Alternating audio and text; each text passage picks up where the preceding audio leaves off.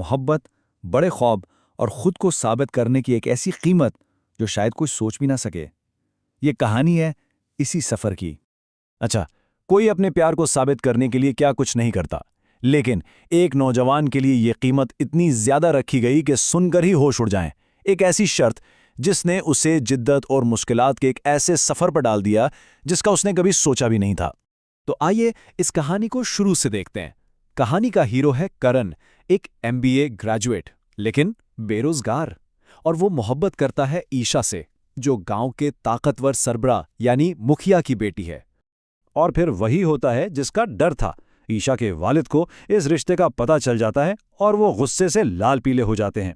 जाहिर है, कहाँ एक बेरोजगार एमबीए जिसका बाप अखबार बेचता है, और कहाँ एक अमीर मुखिया जो अपनी बेटी के लिए पुरताइश जिंदगी के ख्वाब देखता है।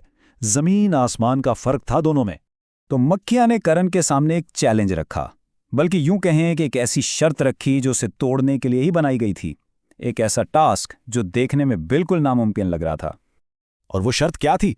1 साल के अंदर 20 लाख रुपए का एक घर खरीदना, वो भी पूरी कैश पेमेंट पर। 20 लाख? ये कोई मामूली रकम नहीं थी, ये एक पहाड़ जैसा हदफ था। एक ऐसे लड़के के लिए जिसके पास कुछ भी नहीं था, ये एक ऐसी दीवार थी जिसे पार करना नामुमकिन लगता था। अब ऐसे में कोई भी हिम्मत हार जाता, लेकिन किरण ने इस चैलेंज को कबूल किया। और फिर उसे एक बिल्कुल ही गैर मुतवक्के जगह से एक आइडिया मिला।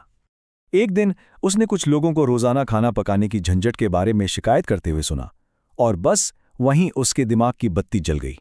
उसने सोचा, क्या हो अगर खाना खुद लोगों तक पहुंचने लगे। उसने सोचा कि अगर उसके वालिद का अखबार हर घर तक पहुंच सकता है तो ताज़ा घर का पका खाना क्यों नहीं। और यहीं से उसने एक बहुत ही सादा लेकिन कमाल का बिजनेस प्लान बनाया। उसने अपने घर से ही खाने की डिलीवरी सर्विस शुरू की और मार्केटिंग के लिए अपने वालिद के अखबार में इश्तिहार दिया। लोग कागज पर अपना हफ्तावार मेन्यू देते और करण रोजाना खाना डिलीवर करता। उसने अपने इस नए काम को एक बड़ा दिलचस्प नाम दिया, एमबीए ढाबा। अपनी एमबीए की डिग्री को देसी टच दे दिया। और फिर क्या था, देखते ही देखते ऑर्डर्स की लाइन लग गई। काम इतनी तेजी से बढ़ा कि किरण को आखिरकार एक असली ढाबा खोलना पड़ा। उसकी कामयाबी वाकई हैरान करने वाली थी। सिर्फ चंद महीनों में वो घर के किचन से निकलकर एक मशहूर मकामी ढाबे का मालिक बन गया। 1 साल की डेडलाइन में सिर्फ चंद महीने बाकी थे, लेकिन करण की मेहनत रंग ला रही थी। उसने 6 लाख रुपए जमा कर लिए थे। मंजिल अब बिल्कुल सामने नजर आ रही थी। लेकिन कहते हैं ना कि किस्मत को कुछ और ही मंजूर था। जैसे ही किरण कामयाबी के बिल्कुल करीब पहुंचा, एक बहुत बड़ी आफत ने उसे आ घेरा। एक दिन जब वो वापस आया तो उसने देखा कि उसका ख्वाब, उसकी सारी मेहनत, सब कुछ जलकर राख हो चुका था। ये एक मुकम्मल तबाही थी। सिर्फ ढाबा ही नहीं जला, बल्कि किचन का सारा सामान और डिलीवरी के लिए इस्तेमाल होने वाली साइकिलें तक चोरी हो चुकी थीं। सब कुछ खत्म हो गया था। करण बिल्कुल टूट चुका था और इसी मायूसी के आलम में उसे मुखिया ने बुलवाया। और वहां एक ऐसी सच्चाई सामने आई जिसने सबको हिलाकर रख दिया। तो सवाल ये था कि इस तबाही के पीछे आखिर था कौन? मुखबरिया ने एतराफ़ किए कि वो जानता है कि ये सब किसने किया है।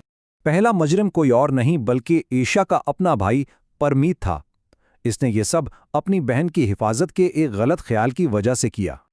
लेकिन कहानी में एक और ट्विस्ट आया। मुखिया ने बताया कि वो चुपके चुपके किरण की सारी मेहनत देख रहा था। उसने कहा, कौन सा बाप नहीं चाहेगा कि उसकी बेटी को इतना प्यार करने वाला शोहर ना मिले। वो किरण की लगन से इतना मुतासिर हुआ कि उसने रिश्ते के लिए हाँ कर दी। लेकिन परमीत ने यह सब अकेले नहीं किया था। और दूसरा धोखा, वो तो पहले से भी ज्यादा गहरा जख्म देने वाला था। उसका साथी था नमन, करण का सबसे अच्छा दोस्त। नमन ने इतराफ किया कि वो स्कूल के वक्त से ईशा से मोहब्बत करता था और उसने हसद में आकर करण का ढाबा जला दिया ताकि करण रास्ते से हट जाए, दोस्त के रूप में दुश्मन। खैर, जब सारी सच्चाई सामने आ गई तो आखिरकार इंसाफ का वक्त आया और एक नई शुरुआत का रास्ता भी साफ हो गया। कुछ ही हफ्तों बाद परमीत और नमन को गिरफ्तार कर लिया गया। मुखिया की मदद से चंद महीनों में ढाबा दोबारा बन गया, पहले से भी बड़ा और बेहतर। और साल के आखिर तक करण और ईशा की धूमधाम से शादी हो गई। आखिरकार करण ने वो सब कुछ हासिल कर लिया जिसके लिए उसने इतनी जदोजहद की थी। तो एमबीए ढाबे वाले की ये कहानी एक बड़ा सवाल छोड़ जाती है। क्या सच्ची लगन और मेहनत आखिरकार हर मुश्किल, यहां तक के धोखे पे भी काबू पा लेती है? ये सोचने की बात है।